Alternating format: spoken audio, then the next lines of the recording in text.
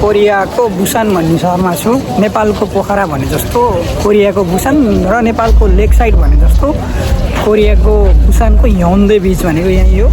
कोरियाको सबैभन्दा ठुलो अग्लो टावर लोटे टावर हो भने त्यसपछिका अग्ला बिल्डिङ भनेको यिनीहरू ब्याकग्राउन्डमा देखिएका यी बिल्डिङहरू सब यस्तो घुमचुम्बी छन् नि यिनीहरू हेर्नु त। हो माइ गॉड यो सबै यो पछाडिको यो वाला कोरियाको सबैभन्दा प्रसिद्ध बिच ह्योन्डे बिच हो। यहाँ गर्मीमा खुट्टा टेक्ने ठाउँ हुँदैन कि मान्छेहरू त्यति धेरै आउनुहुन्छ। बुसानको ह्योन्डे बिचमा छु र यहाँ चाहिँ यस्तो बालुवाले होइन बालुवाले त्यस्तो राम्रो आकृति बनाउन सकिँदो रहेछ। 2026 ह्योन्डे बालुवाको महोत्सव भनेर लेखिएको छ। बालुवाका विभिन्न चित्रहरू बनाएर अब केही समय मेला लाग्छ। बुसान भ्रमण गर्न आउने सम्पूर्ण पर्यटकहरूलाई चाहिँ यिनीहरूले भित्राउनको लागि विभिन्न आकृतिहरू बनाएको छ र त्यो आकृति कसले बनाएको भनेर पनि इन्फर्मेसन देख्न सकिन्थ्यो।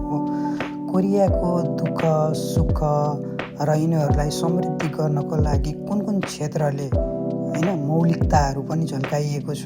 त्यहाँ कतै कतै हानोकका दृश्यहरू, राजा महाराजाको सङ्घर्षका कथाहरू पनि देख्न सकिन्छ। यिनीहरूले गर्न सक्ने र हुन सक्ने कुराहरू गरेको छ। राजाहरूका योगदान र त्यसप्रतिको चाहिँ समर्पण होइन, हानोकका दृश्यहरू र वर्तमान कोरिया बन्नको लागि कुन कुन सङ्घ संस्था ब्याङ्कहरूले उनीहरूलाई साथ दिएका छन् त्यहाँ सम्पूर्ण देख्न सकिन्थ्यो।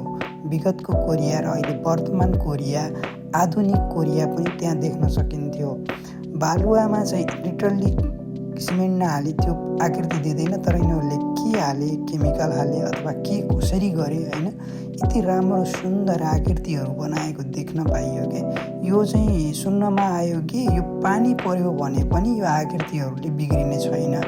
यिनीहरूले कसरी गर्यो होइन, केमिकल नै प्रयोग गरेको होला। हेर्नु कति राम्रो छ। लकेटा हो खोलातिर छ भने आकृति बनाउन सुरु गरिहाल्छ।